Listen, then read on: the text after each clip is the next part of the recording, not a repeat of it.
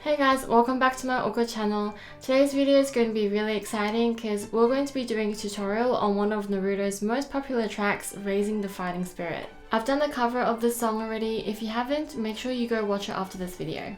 So before we jump into the tutorial, I just want to give a quick shout out to Psych2Go.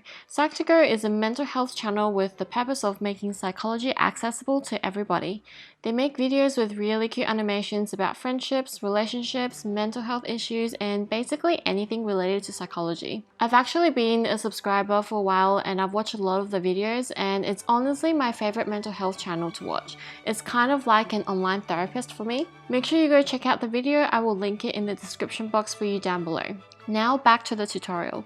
So first off, this is a fighting theme from Naruto, so it's completely opposite to the tutorial I did for the last track, which is Sadness and Sorrow. To make this sound good, you need to make sure that you play each of your notes with a strong tone and a strong articulation. So here we have the first two bars. As you can see, we've got mainly low notes here and also triplets. So those are the two things that you're going to need to focus on for this first two bars. The triplets also come back repeatedly throughout the whole song, so you'll definitely need to learn how to play triplets in time. You can do a short exercise to the metronome and practice your triplets first.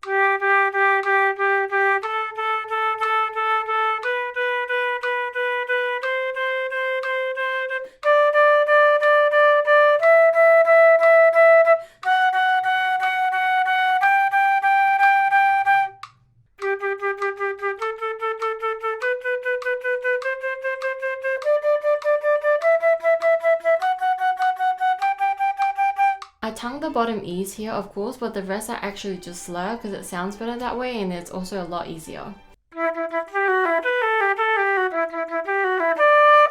Start slow with the metronome, maybe crotchet equals 60, and then slowly work your way up to 140. So triplets, that's your first thing you need to focus on. And then the next bit, it just goes up an octave. So if you can play the low one, you should be able to play the high one as well.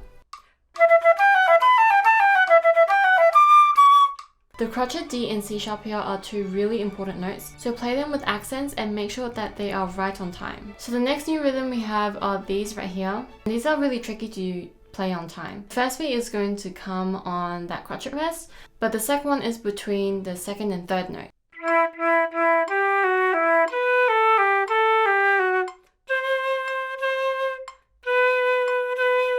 Next bit, you kind of get into the main theme. This is the main fighting theme, so it's really exciting to play. Long notes are really important here. Add some vibrato, go to town with it, make it sound exciting.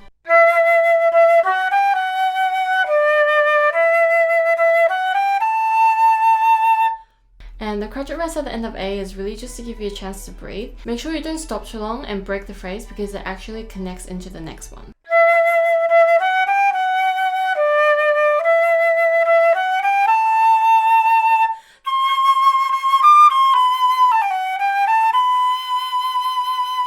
This semiquaver bit here is supposed to sound like a grace note almost, so don't make it too heavy. And the theme repeats again, but then with this variation here in this bar. Same thing with all grace notes, it's supposed to be the upbeat to the main note here, which is the A.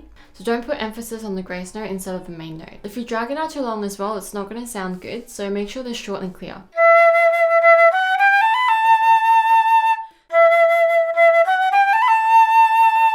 Same thing here in the next phrase, we got the grace note, which we want to make short. We've also got the semiquaver C and B, which we want to sound light as well. And lastly, we've got the crotchet triplets here, which we talked about earlier. We just want to make sure that all three notes are equal and on time.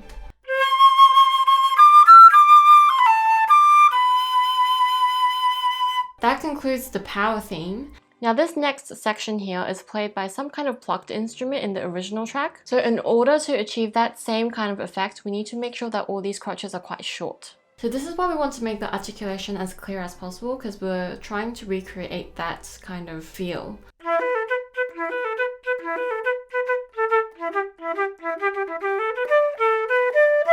The rest of this bit is really just articulation. The main thing is to make sure your articulation is really clear. This next bit here is actually all very similar things to what we've already talked about. Same rhythmic pattern here with the semiquaver notes. We want to make them sound like upbeats.